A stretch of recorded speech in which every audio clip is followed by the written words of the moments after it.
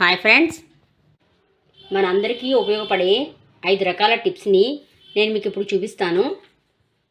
మనం అందరం ఎక్కువగా కుక్కర్నే క్లీన్ చేస్తాం, కానీ విజిల్స్ని మనం ఎప్పుడూ క్లీన్ చేయం.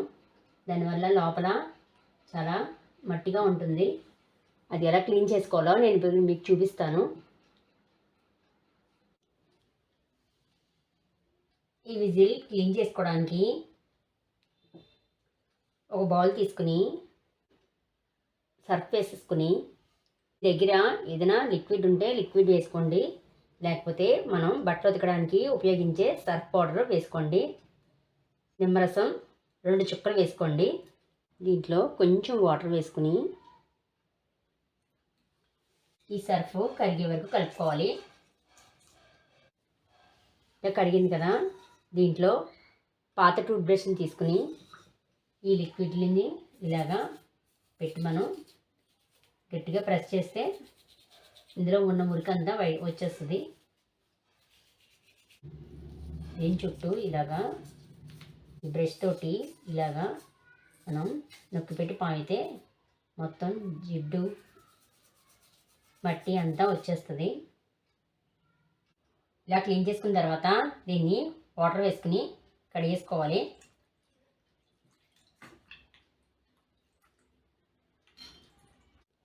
ఇలా శుభ్రం చేసుకున్నాం కదా, ఈ హోల్స్లోకి ఒక సేఫ్టీ పిన్ ఉంటుంది కదా, ఆ పిన్నితోటి ఇలాగా చేసుకుంటే ఏదైనా డస్ట్ అయినా ఉంటే వచ్చేస్తుంది.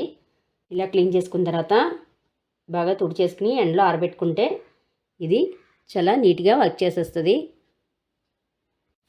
చూసారా ఫ్రెండ్స్, ఎంత షైనీగా వచ్చిందో. ఒకసారి మీరందరూ తప్పకుండా ఇలాగా క్లీన్ చేసుకోండి. మనం అందరం కుక్కర్ని ఉపయోగిస్తాం కదా, ఆ గ్యాస్కెట్ ఒకసారి లూజ్ అయిపోతుంది. అప్పుడు మనం దీన్ని ఒక 10 నిమిషాలు డీప్ ఫ్రిడ్జ్లో పెట్టుకుంటే ఇది కొంచెం టైట్ అయ్యి వర్క్ చేస్తుంది. అంత టైం లేని వాళ్ళు ఒకసారి ఈ విధంగా మనం ఇలాగ చుట్టూ మనం ఇలా ప్రెస్ చేసామనుకో, ఈ కుక్కర్కి ఈజీగా పట్టేస్తుంది. మనం పని కూడా చాలా సులువైపోతుంది. రెండో టిప్పు చూపిస్తున్నాను. టిప్పు మనం ఫస్ట్ తీసుకోవడం అంటే పెద్ద టాస్క్ లాగే చెప్పుకోవాలి. ఫస్ట్ ఎక్కడ ఉంటుందో మనకు తెలీదు. ఇది తీయడం అంటే పెద్ద టాస్క్ పూర్తి చేసినట్టే అవుతుంది. దానివల్ల మనకి టైం వేస్ట్ కూడా అవుతుంది. ఎక్కడుందా అని చూసుకునేటప్పటికే టైం అంతా వేస్ట్ అయిపోతుంది. దానికి నేను ఒక చిట్కా చూపిస్తాను. అందరి ఇంట్లోనూ ఏదో రకమైన ట్యాబ్లెట్లు వాడతారు కదా, ఆ ట్యాబ్లెట్ని ఇలాగా చిన్నది కట్ చేసుకుని ఇలాగా మనం తీసుకున్న ఈ టేప్కి ఇలాగా పెట్టేసుకుంటే, ఇలా పెట్టేసుకున్నాం అనుకో, మనం ఎక్కడ టేప్ అన్నది మనకి సులువుగా తెలుస్తుంది.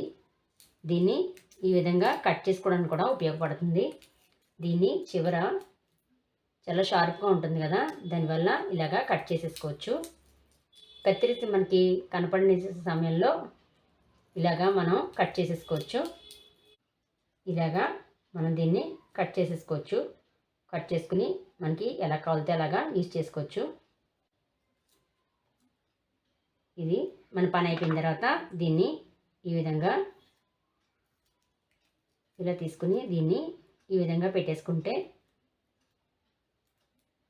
మళ్ళీ మనం ఎప్పుడైనా తీసుకున్నప్పుడు చాలా సులువుగా ఇలాగా తీసేసుకోవచ్చు. టేప్ టిప్పు మీలో ఎవరికైనా నచ్చినట్లయితే లైక్ చేయండి. బ్లౌజులు మనం ఇలాగా ఫోల్డ్ చేస్తాం కదా, ఈ హుక్స్లు ఇటువైపు ఉండడం వల్ల ఇలాగా టిప్పు పట్టేసి ఇలాగా మనకి హోల్స్ అయిపోయి బ్లౌజ్ అంతా పాడైపోతుంది.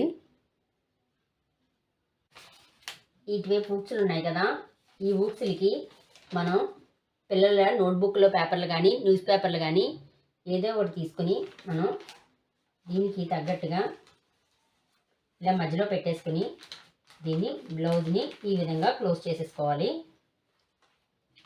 పట్టు చీర బ్లౌజులు కానీ నెట్ బ్లౌజులు కానీ ఏదైనా ఈ హుక్స్ల వైపున మనం ఈ విధంగా పేపర్ పెట్టేసుకుని దీన్ని ఇలాగా మడత పెట్టేసుకోవాలి. మడత పెట్టుకోవడం వల్ల మనకి హుక్స్ల చోట తుప్పు ఏం పట్టకుండా బ్లౌజు చాలా నీట్గా ఉంటుంది. మీరు కూడా ఒకసారి ఈ టిప్ని అందరూ పాటించండి. ఒక బౌల్లో నీళ్ళు తీసుకుని ఈ పూల్ని ఇందులో వేసుకోవాలి.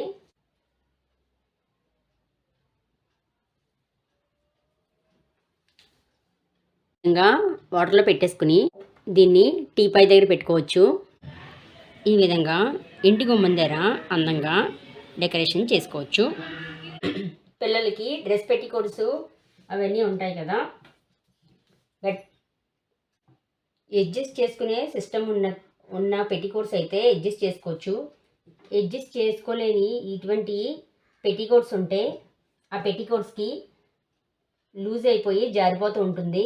అప్పుడు మనం సూది దారం పెట్టుకుని ఎంత లూజ్ ఉందో కుట్టుకోవచ్చు.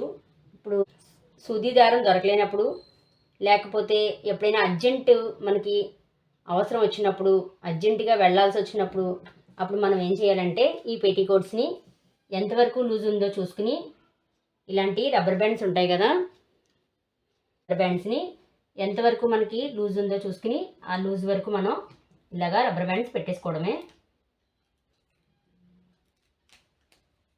ఇలా పెట్టేసుకోవడం వల్ల మనకి జారకుండా ఉంటుంది. మనకి అర్జెంటుగా మనకి బయటికి వెళ్ళాల్సి వచ్చినప్పుడు, అర్జెంటుగా అవసరం వచ్చినప్పుడు ఈ విధంగా రబ్బర్ బ్యాండ్స్ పెట్టేసుకుని ఇలాగా యూజ్ చేసుకోవచ్చు ఈ పెట్టికోట్స్ని.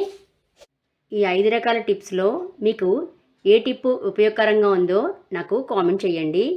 అదేవిధంగా మీకు ఏ టిప్ నచ్చిందో లైక్ చేయండి. మరిన్ని వీడియోల కోసం నా ఛానల్ని సబ్స్క్రైబ్ చేసుకోండి.